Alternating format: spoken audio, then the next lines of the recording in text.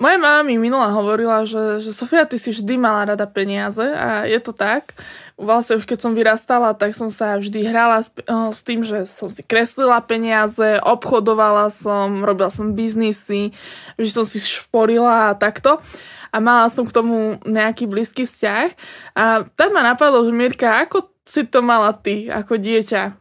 Vždy si mala k tej téme blízko, alebo až po tom neskôršom veku sa to tak nejako u teba vyvinulo? No v tomto sme si dosť podobné. Takisto som mala veľmi dobrý vzťah k tomu mať peniaze alebo proste niečo s nimi robiť.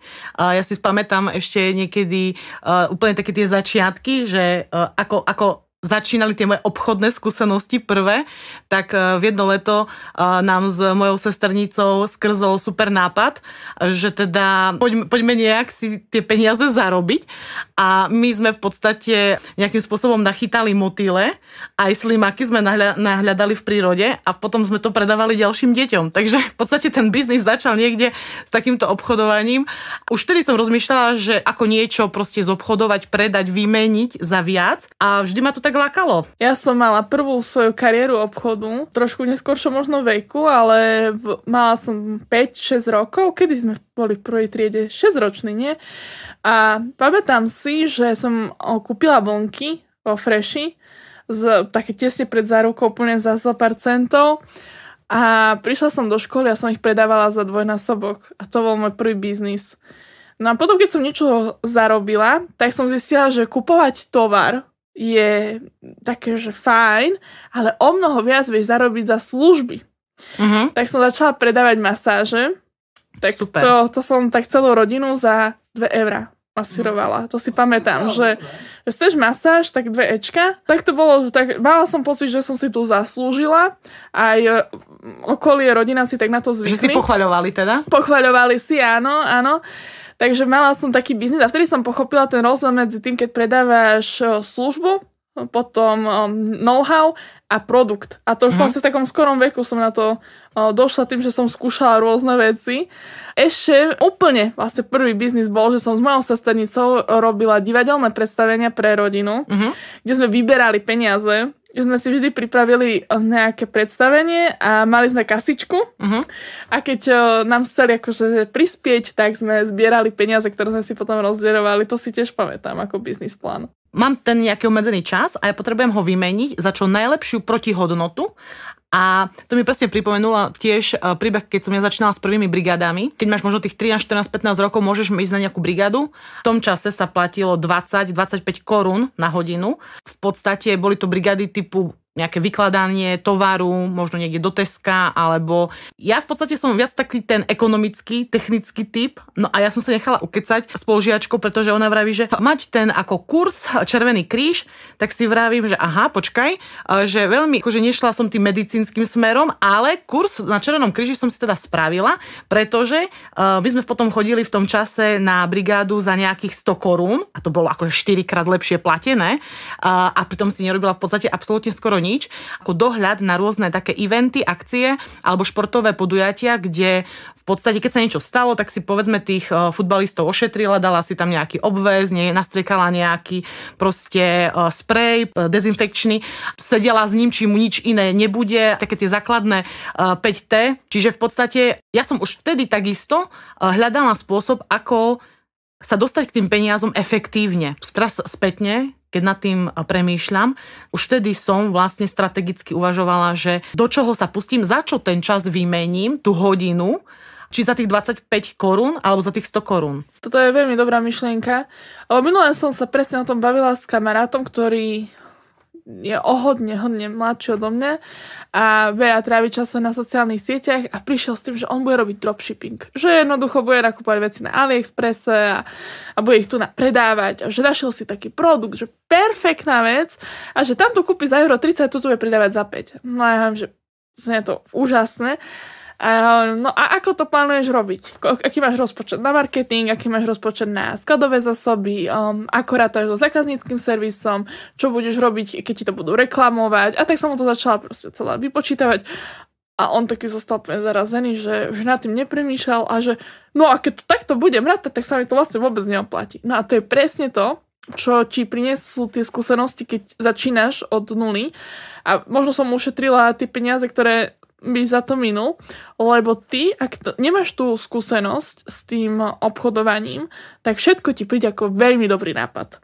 A či už je to predávať niečo, alebo robiť službu pod cenu oproti tvojej konkurencii, lebo ty si to nedokážeš prerátať, aby si bol ziskový. A tie kroky robíš pokus omyl. No, opäť tam máš tie emócie, ktoré ťa ovládňu, lebo si povieš, že wow, super vec. Možno to vidíš na niekom inom, kto to robí vo veľkom. Jasné.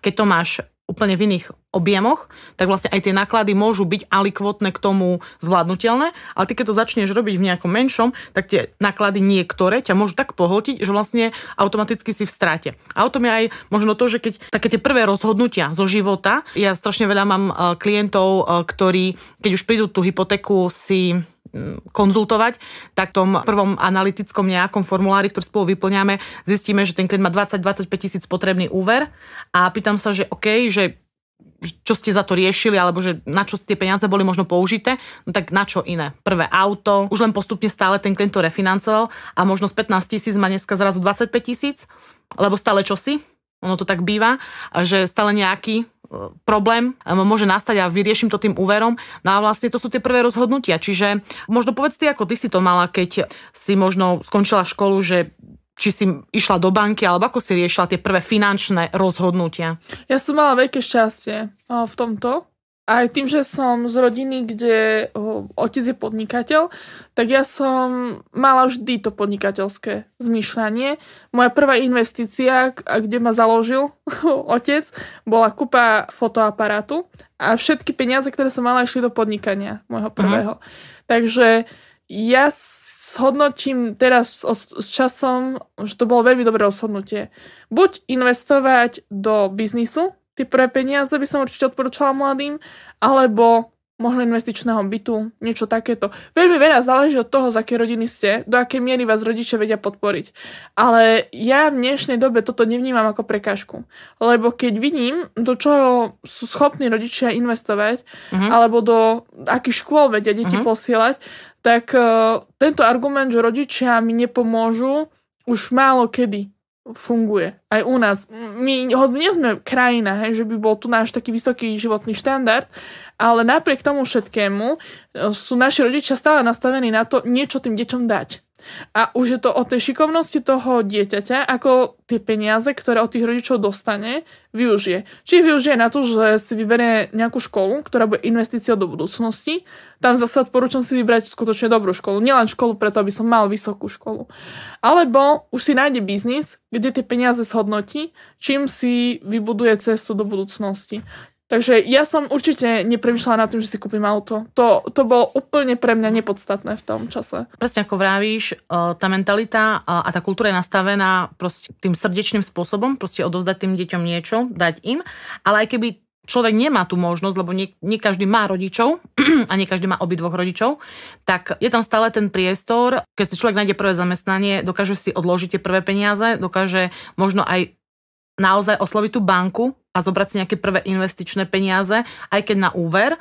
Nemusí to byť 10 000, môže to byť klient 2-3 tisíc. Ty si vrala, že si začala s fotoaparátom. Koľko stojí taký fotoaparát? Na začanie s tým, že chceš fotiť, ti úplne stačí na začiatok možno taká 5 000 eur na vybavenie. Áno, všetko si za to kúpiš. Čiže ako dá sa a je to o tom odhodlaní, že ako vymením ja tú svoju bonitu a za čo. Lebo pokiaľ, dajme tomu, dneska nastúpim do nejakej celkom fajn práce a mám 1000 eur príjem a prvý cieľ bude, že splním si nejaké super auto, to auto za 5 rokov už bude staré, už nebude mať tú hodnotu. Ja myslím si, že za 5 rokov ešte ten úver budem splácať. Čiže keď dneska zoberiem 10 000 na úver na auto, tak ja vlastne na tom aute pri úrokoch, ktoré na spotrebných úveroch sú, dneska sa to hýbe od 5,9 približne, ale reálne ako prvožiadateľ klient dostáva úplne v pohode, aj cez 10%. Videla som úverové zmluvy, kde bez problémov 20% úrokové sadzby klienti dokázali podpísať s bankou. A to sú práve tie spotrebné úvery typu, že nalogujem sa do apky a v tej apke mi už píše, že máte predschválené. Hej, pre vás dnes fantastická ponuka a ten klient proste, ten svet je digitálny, alebo sa snaží ísť do digitálu a zjednoduščovať tým mladým absolútne všetko, ale nerobte to. Čím jednoduchšie to je, garantujem vám, že tým je to drahšie. Tá apka proste stala kopu peňazí na to vyvinutie. Tí ITčkári za to akože dosť dobre majú zaplatené. A ak áno, chcem si tých 10 000 požičať na ten spotrebný úver, povedzme, aj možno na to auto, tak OK, tak idem do tých bank, prejdem si 2-3 banky, mám tú ponuku, ak už nie, tak idem za tým poradcom. Určite poznáte kamaráta, ktorý pozná kamaráta a ten je poradca. Nájdete proste určite človeka, ktorý by sa s tým vedel zaoberať a poradiť vám a ušetrite na tom. Hej? Čiže toto je dôležité, že tá jednoduchosť je vlastne nič nie je vlastne zadarmo. Hej? Takže toto je dôležité a či vôbec to auto mi treba. Lebo ja naozaj od tých 5 rokov na tom spotrebnom úvere z 10 000 vrátim možno 17 000, ale to auto, ktoré som dneska za 10 kúpil, budem mať od tých 5 rokov 8, 7 a za tie roky ja do ňoho ešte vrazím dosť veľa peňazí na opravy. S týmto úplne súhlasím. Ja dodnes nemám nastavenie také, že by som v aute videla hodnotu. Aj celkovo tých vecí, ktoré sme o tom rozprávali. Vždy mi prišla ako dobrá investícia investovať do buď nehnuteľnosti, alebo do biznisu. Lebo to sa ti nejakým spôsobom zhodnotí. Alebo ešte potom samozrejme vzdelávanie. Keď už viem, že chcem niečo robiť, napríklad som vedela, že chcem fotiť, tak som nemala problém zainvestovať do kurzu aj za 1000-2000 eur, lebo som vedela, že mne sa to vráti. Lebo budem môcť zvýšiť cenu za svoje služby. Lebo budem mať lepšie poskytovanie tých služieb. Tak v tomto prípade by som povedala, že platí dvakrát meraj, raz rež. Ja už keď zoberiem tie peniaze, tak oni sa veľmi rýchlo rozkotuľajú, lebo oni sú na účte a proste aj to by som. A taký ten prvý závan toho, že mám veľa peňazí. A myslím, že každý taký mladý, možno aj tínedžer, sníva o nejakom super smartfóne. Čiže také prvé, čo si proste chce dopriať, možno taký ten mladý tínedžer, je nejaký super smartfón, najčastejšie iPhone poznáme a najlepšie v najnovšej verzii, v najlepšej výbave. Hej, tie telefóny dneska sa šplhajú niekde na 1500-2000 eur. A len ten paradox je, že potom povedzme si kúpi buď kartu na kredit alebo paušál, možno za 15 eur študentský. Neviem, či je to tá správna cesta úplne. Určite záleží, na čo ten telefón aj bude využívať. Stále premýšľajte nad tým, či to potrebujete a na čo to potrebujete. Ak budete s tým iPhoneom natáčať videá a budete robiť napríklad content kreatora a v tom mobile dneska viete už aj strihať to video, fotiť, hocičo. A nakoniec ten telefón vám zarobil, lebo mne aktuálne iPhone zarába, tak fajn, kúpte si ho. Ale ak vyslovene budete na ňom pozerať len TikTok a Instagram, je to doslova splachnutie svojich peňazí do koša. Takže toto určite, a keď som mala deti, tak toto dúfam, že ich naučím, lebo mňa to irituje pri tých mladých, že úplne na hlúposti minajú peniaze, ktoré by im dokázali tak uľahčiť cestu potom v neskoršom veku. Je to vlastne nevyužitá príležitosť. Človek väčšinou hľadá niekoho, kto za to môže. Hej, môže za to najčastejšie štát, najčastejšie proste naša ekonomika, proste všetko na Slovensku je zlé. Treba trošku možno aj výjsť do toho sveta a pozrieť sa, že ako v tom svete to je. Áno, tých príležitostí možno v iných krajinách je viacej. Máme tu kopu vecí, ktoré sú nedocenené a ktoré si neuvedomujeme a uvedomujeme si ich až vtedy, keď sa vrátime potom naspäť z toho zahraničia. Takže to len možno tak na okraj. Ten štart máme každý ten vlastný a jediný a je dôležité si ho nepokaziť. Ja sa dneska stretávam v tej bežnej praxi aj s klientmi, ktorí síce prídu a chcú to prvé bývanie, nájdu si možno počase nejakú partnerku alebo manželku a chcú riešiť tie veci, ale bohužiaľ už tie resty z minulosti a tie chyby, ktoré proste z mladosti tam ostali, proste sú natoľko vážne, že máme problém. Či už dostať tú hypotéku, či dostať dobrý úrok. Veľakrát sa stalo, že ten klient v podstate v minulosti urobil nejakú chybu a dneska tá banka mu zvýši úrok kvôli tej bonite o 0,5%, lebo má v tom úverovom registri nejaké informácie, ktoré boli o ňom, že nebol úplne stabilný v platení jeho splátok, mal nejaké problémy, mal pohľadávky, nedoplatil a podobne. A vlastne nepriamo sa mu predraží bývanie. Čiže povedzme, ja si dneska zoberiem nejaký iPhone na splátky, ten iPhone budem splácať ako príde, ako mám, ako chcem, hej, povedzme, že nie úplne ideálne. A pre 1500 eur, povedzme o 2-3 roky budem si kupovať byt za 150 000 a ja dostanem na tej hypotéke za 120 000 eur úrokovú sadzbu o 0,5% horšiu.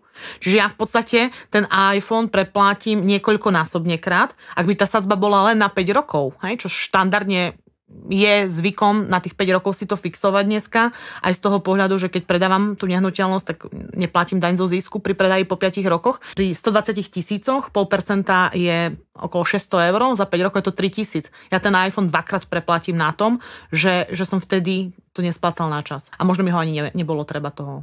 To si človek v danej chvíli vôbec neuvedomuje. No jasné, že si to neuvedomuje a preto sa o tom tu aj bavíme a to je práve ten dôvod, prečo počúvať práve takéto rady, lebo ako sa vraví, najlepšie sa učí na chybách iných, nie na chybách vlastných. Tie vlastné sú najdrahšie z toho všetkého. Ale asi by som povedala, že to programovanie toho nastavenia mysle začína doslova od toho útleho veku. A možno aj v tom, že aké hráčky alebo aké veci tým deťom dávať. U mňa rodičia veľa investovali do mojich záľub alebo do toho, čo ma bavilo. To znamená, že ja som väčšinou dostávala napríklad pastelky, takéto veci okolo kreslenia, takže budovali niečo, čo mi išlo. Ak u toho dieťaťa vidíte, že mu ide ten počítač, minula som sa o tom bavila s kamarátom, ktorého už 14-ročný syn dokáže robiť aplikácie, tak od mala som videl, že ho to baví. Od mala som videl, že ho to zaujíma a on to bral ako hru. On to nebral, že musí niečo robiť.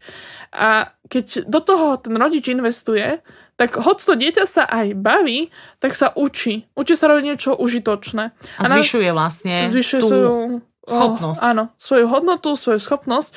A to si myslím, že sú správne investície.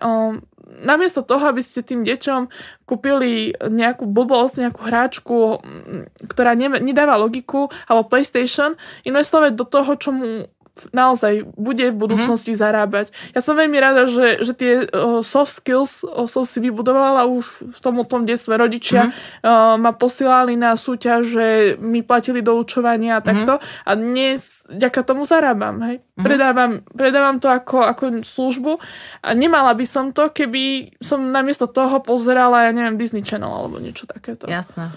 Že určite všetko začína v tom detstve a možno aj ten prístup k tým peniazom je dobre budovať od toho detstva a ukazovať vlastne ako vzor, čo robiť s peniazmi. Ja sa stretávam s veľa klientmi, ktorí už možno od 5 rokov alebo od 10 rokov deťom vlastne šetria alebo ukazujú im, ako sú rôzne tie zvieratka, hej, čiže nejakej žabky alebo do čokoľvek si môže to dieťa šetriť, ale možno aj ukazovať a začať ukazovať aj to, že áno, že z tej žabky poďme vybrať tú hotovosť, lebo v tej žabke sa kumuluje, tam je ten cash a teraz poďme to niekde dať alebo poďme to investovať a teraz povedzme 200 eur sa našetrilo a tých 200 eur za 5, 6, 7, 8 rokov môže byť 500 eur. Hej, čiže tá žabka v podstate vyrastie. A zase tá konkrétna žabka sa naplňa novými peniazmi a zase, kým sa naplní, tak potom ich zase môžeme niekde posunúť. Čiže pracovať s tým, lebo najčastejšie je to, že do tej žabky sa niečo vloží a potom sa kúpi nejaká kolobežka. Ako aj to je super, aj to je cesta, ukazovať, že našetrím si, kúpim si, ale je tam ten vzorec toho, že našetrím a kúpim si. Hej, čiže vlastne ukazujem to, že vlastne nebudujem tie peniaze ďalej. Takže možno aj toto je taká zaujímavosť, že na to sa takto pozrieť, ukazovať to dieťa si samo vie rozhodnúť, že z tých 200 eur si niečo kúpim, povedzme za 100 eur a 100 dám niekde, kde mi to zase sa zhodnotí. To dieťa nevie, čo sa vlastne deje a keď mu povieme, že ideme sa hrať, tak bude to brať, že poďme porozdeľovať tie peniažky. A možno ho naučiť to rozdieľovať naozaj, že toto ide na zábavu, z toho si niečo kúpiš a toto ideme investovať. A potom to berie úplne automaticky. No a možno skúsiť sa spýtať, že ako by to dieťa to samo rozdelilo. Že rozdeli si to, že čo z toho. A vlastne veľakrát si myslím, že práve to dieťa povie, že tak si chcem odložiť, lebo už vidie, koľko sa to tam kumulovalo a proste berie to, že to je jeho, že sú to jeho peniaze, je to jeho, proste tá žabka kvázi. Takže vďaka tomu aj v budúcnosti, keď si osvojí tieto možno návyky, zvyky a ten spôsob, je na tom v ďalšom, ako už v tom dospelom veku zakladať a vlastne mu to bude blízke. Myslím, že ak počúvate tento podcast a buď ste mladý človek, alebo ste rodič, tak určite sa zamyslite nad tým, ako využívate tie financie, ako k ním pristupujete. Ak si mladý, tak minimálne by som ti chcela odkázať, že premýšľaj nad tým, ako to, čo dnes urobíš s tými peniazmi, ti dokáže uľahčiť cestu o 5-10 rokov. A ak ste rodičom, tak premyslite si, že či tých 15-20 eur, ktoré idete dať do dráčika, by dokázali možno pre vaše dieťa znamenať jednoduchšiu cestu, či už v zamestnaní, alebo za cestou za bývaním. Možno veľa rodičov si aj vraví, že dobre, ale odkiaľ, alebo z čoho? Možno odložiť tie peniaze. A ja by som vám pripomenula, každé dieťa dostáva v podstate detské prídavky. A ono aj ten názov má trošku taký súvis, že to sú detské. Či to sú peniaze toho dieťaťa.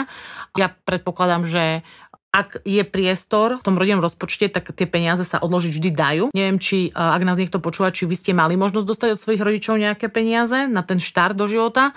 Ja som takisto mala to šťastie, že som dostala peniaze od rodičov a veľa vecí mi uľahčilo, alebo v tom čase mi to dosť pomohlo. A myslím si, že ten istý odkaz každý chce posunúť ďalej. My sme vlastne ako v rámci financií robili aj také výpočty, že ak by od narodenia do tej 25-ky sa práve tie detské prídavky, myslím, že je to aktuálne 60 eur, kumulovali každý mesiac a povedzme s nejakým priemerizovaným zhodnotením, tak ten rodič reálne vie tomu dieťaťu odovzdať niekde sumu aj na úrovni okolo 25 až 30 tisíc eur, čo je už si myslím, že dosť veľký balík. Pokiaľ aj nie celú sumu, ale možno nejakú časť tých detských prídavkov sa vždy dá odložiť. Predpokladám, že ak vy ste možno dostali od svojich rodičov niečo na začiatok, nejaký štart, asi to isté budete chcieť odovzdať tomu svojmu dieťaťu. No a to je taká cesta k tomu, aby aj vaše deti mali radosť z peňazí.